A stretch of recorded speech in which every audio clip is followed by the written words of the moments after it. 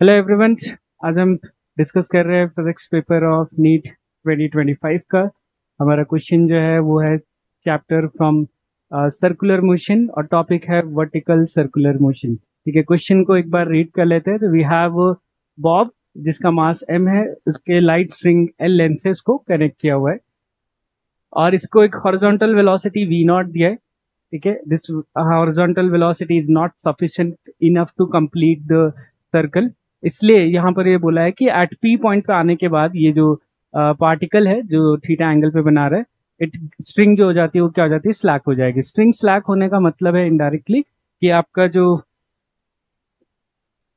Tension है वो कितना हो जाएगा, जीरो हो जाएगा। ठीक है, तो टेंशन जीरो होने के बाद it will leave circular motion. तो आपको पूछा है कि ये थीटा की वैल्यू के टर्म्स में, थीटा के टर्म्स में आपका v और v नॉट का स्पीड का रेशियो क्या आएगा। तो जब उसने स्ट्रिंग स्लैक हुई जिस पॉइंट पर, वहां पर स्पीड v दे रखी है और इनिशियल स्पीड जो है वो v नॉट दे रखी है। तो हमें इन दोनों का क्या करना है, रेशियो कैलकुलेट करना है। चलो स्टार्ट करते हैं। पहले हम लोग एक बेसिक एफबीडी ड्रॉ कर लेंगे एट पॉइंट पी। तो पी पॉइंट पे आपके दो फोर्सेस एक्ट कर रहे होंगे। एक डेफिनेटली आपका सेंट्रीफ्यूगल फोर्स होगा जो यहाँ पे M V square by L है, और एक एम ग्रेविटेशनल फोर्स होगा। वैसे तो ग्रेविटेशनल फोर्स डाउनवर्ड डायरेक्शन में होगा, तो मैंने उसका कंपोनेंट ले रखा है एम जी साइन थीटा।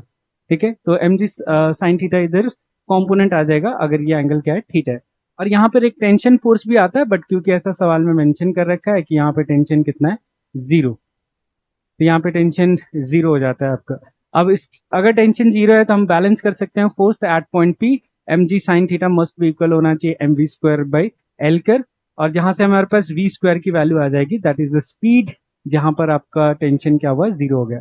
एक बार स्पीड आ गया तो अब हम लोग वी नॉट की वैल्यू कैलकुलेट करेंगे, और वो कैलकुलेट करने के लिए हम लोग ए पॉइंट से, जो यहाँ पर ए पॉइंट मार्क किया है, और पी पॉइंट तक हम लोग क्या सॉल्व करेंगे, मैकेनिकल एनर्जी कंजर्वेशन अप्लाई करेंगे, क्योंकि हम लोग वर्टिकल सर्कुलर मोशन में मैकेनिकल एनर्जी कंजर्व कर सकते हैं।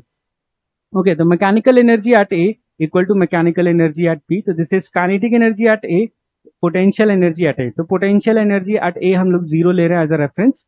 तो kinetic energy at P which is this value half M V square, हम लोग ऑलरेडी वी स्क्वायर कैलकुलेट कर चुके हैं, तो वो हम सब्स्टिट्यूट कर देंगे।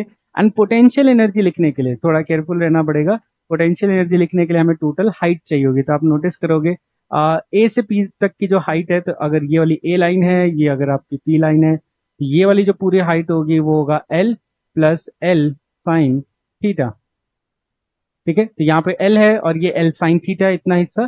तो वहां से टोटल लेंथ कितनी हो जाएगी, L plus L sine theta. Okay, तो आपका पोटेंशियल एनर्जी पी पॉइंट पे कितना हो जाएगा, M G L one plus sine theta. ठीक है, यहाँ पे हमने एल को कॉमन ले लिया है, तो वन प्लस साइन थीटा। चलो, तो इससे पोटेंशियल एनर्जी लिख लिया। m कैंसिल आउट हो गया, फिर हमने 2 से मल्टीप्लाई किया, वी गेट दिस एक्सप्रेशन। साथ में हमने v की भी वैल्यू को पुट कर दिया, तो यहाँ पर v को वैल्यू को सब्स्टिट्यूट कर दिया, तो यहाँ से v की वैल्यू हमने यहाँ पर पुट कर दिया। तो हमारे पास क्या बचा, इधर वी नॉट स्क्वायर 2 से मल्टीप्लाई करने के बाद हमने पूरी स्टेटमेंट को इधर 2 से मल्टीप्लाई कर दिया, तो इधर बचा वी नॉट स्क्वायर, इधर बचा जी एल साइन थीटा जो यहाँ से आया था, और इधर क्या बचा, 2 टाइम्स जी L one plus sine theta. इसको सॉल्व करेंगे तो वी नॉट स्क्वायर की वैल्यू ये आ जाएगा, G L two plus three sine theta. अब हमें क्या करना है, इन दोनों को डिवाइड कर देना है। तो इक्वेशन 1 और इक्वेशन 2, अगर हमने दोनों को डिवाइड कर दिया, 1 divided by 2, you will get this answer. तो वी बाई वी नॉट कितना आ जाएगा, अंडर रूट साइन थीटा, यहाँ से आएगा साइन थीटा, जीएल और जीएल तो कैंसिल हो जाएंगे जब आप लोग डिवाइड करोगे, तो यहाँ से दोनों जगह से कैंसिल आउट हो जाएगा। तो यहाँ से बचेगा साइन थीटा, नीचे बचेगा 2 + 3 साइन थीटा, और साथ में अंडर रूट के अंदर ये आंसर आ जाएगा। आई होप कि क्वेश्चन आपको क्लियर हो गया हो। Thank you everyone.